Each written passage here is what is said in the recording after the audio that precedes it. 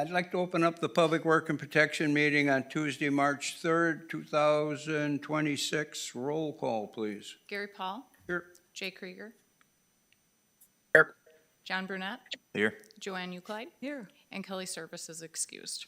Okay, we'll I'm here by phone. Oh, I'm here. hello. Thank you. Yes. Pledge of Allegiance. I pledge allegiance to the flag of the United States of America and to the republic for which it stands, one nation, under God, indivisible, with liberty and justice for all. Thank you.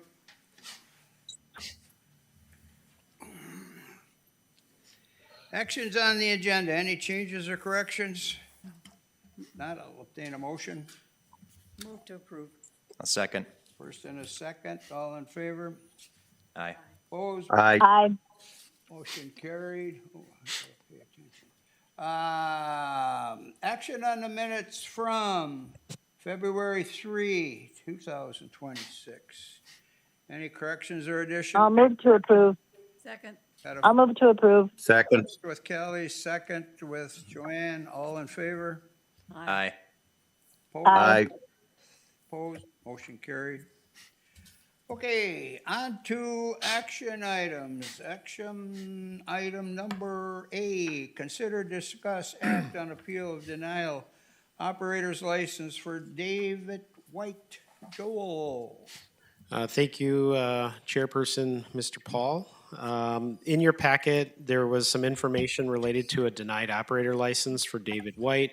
Upon his application for an operator license, shortly after his submission for the application, Mr. White had been charged with some ordinance violations related to substance abuse or substances, illicit substances, and possession of drug paraphernalia. Based on that arrest or charge under our current alcohol operator license policy, it would be a basis for denial, hence the reason why Mr. White is appealing his determination. However, given the fact that these are pending charges and are not criminal in nature, meaning they are not felony or misdemeanor charges and only municipal citations, and in conversation with our village attorney, it is recommended, despite how the memo reads, it is recommended by staff that the committee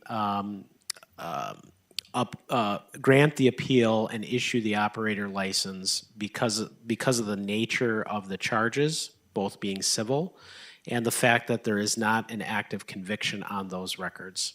So there isn't a formal violation of our operator license approval policy as we had originally interpreted when we initially reviewed the application about a month or so ago when the application came in.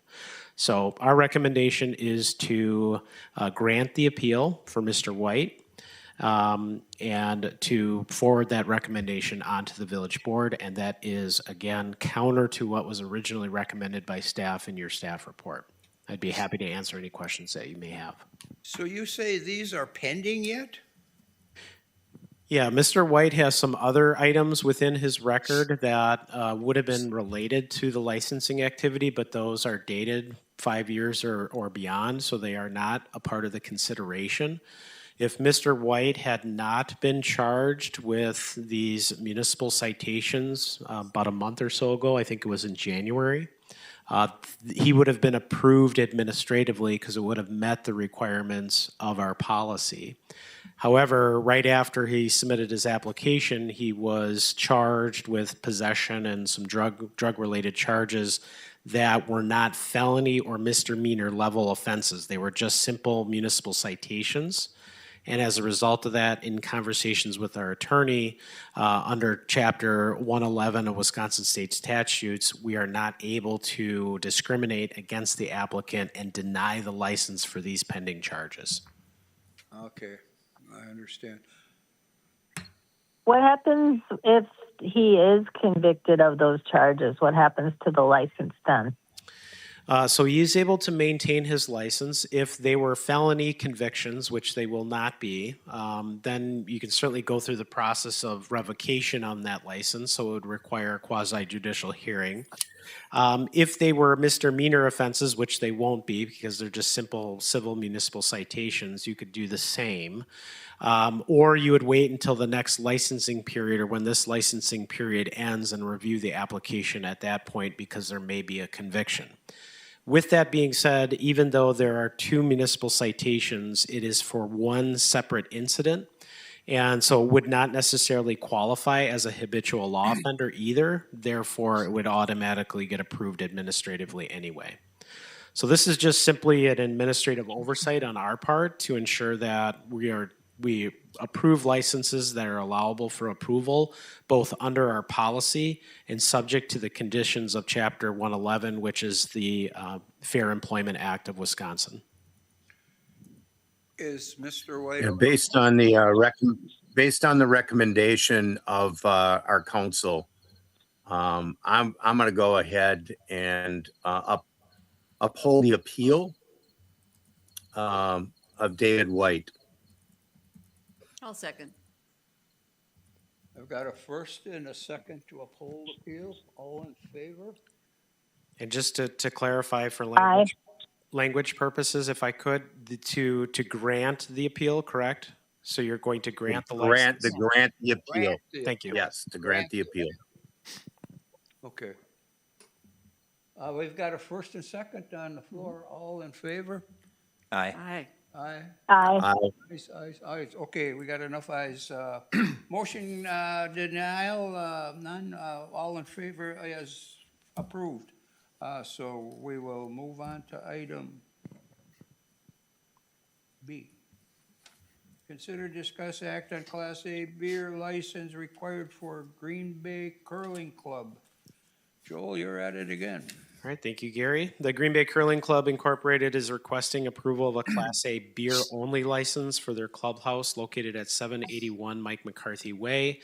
All the paperwork, corresponding documentations have been filed accordingly. Public Safety has completed the review and background checks and have found no issues. This is a unique circumstance. Green Bay Curling Club is a club. It's basically a club grounds under Wisconsin State Statutes, Chapter 125. Therefore, they are allowed to acquire a Class A license in order to sell beverages in what would be, basically a closed off-premise consumption for off-premise consumption purposes. Interestingly, under this provision, their off-premise would be the furtherance of their club facility. So as an example, they are able to identify a specific premise where Class A sales may occur, which in this case is a small closet area as described in the application packet. Individuals can purchase alcohol in that small area and then consume it within other areas of the club facility. So whether that be a lobby area or the ice area, things of that nature. In addition to that, under state statutes, they are able to bring off-premise containers, if you will, on the club grounds to consume beverages as well, because it's considered a club and allows for that off-premise consumption. It's not considered a public premise. It is a private club. So we did have some concerns with this administratively to ensure we understood and are interpreting the statutes correctly.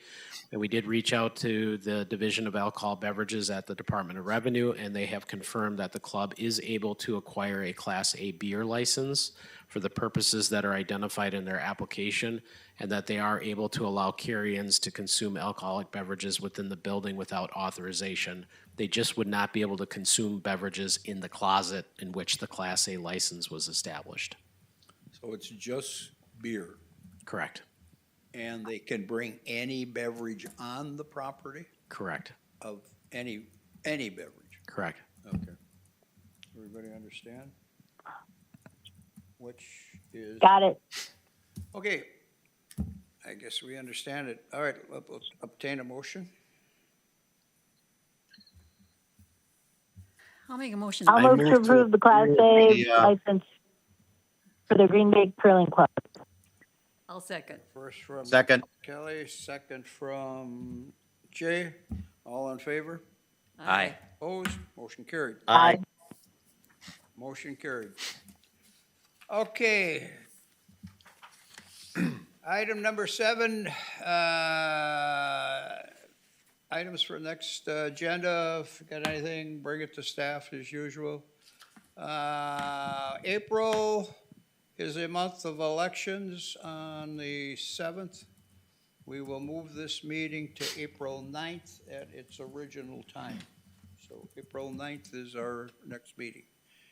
Any other questions? Take it up to staff. If no other questions pertaining to this meeting, I'll obtain a motion to exit. So moved. A second. First and a second, all in favor? Aye? Aye. Aye. Sure, Kelly? Motion carried.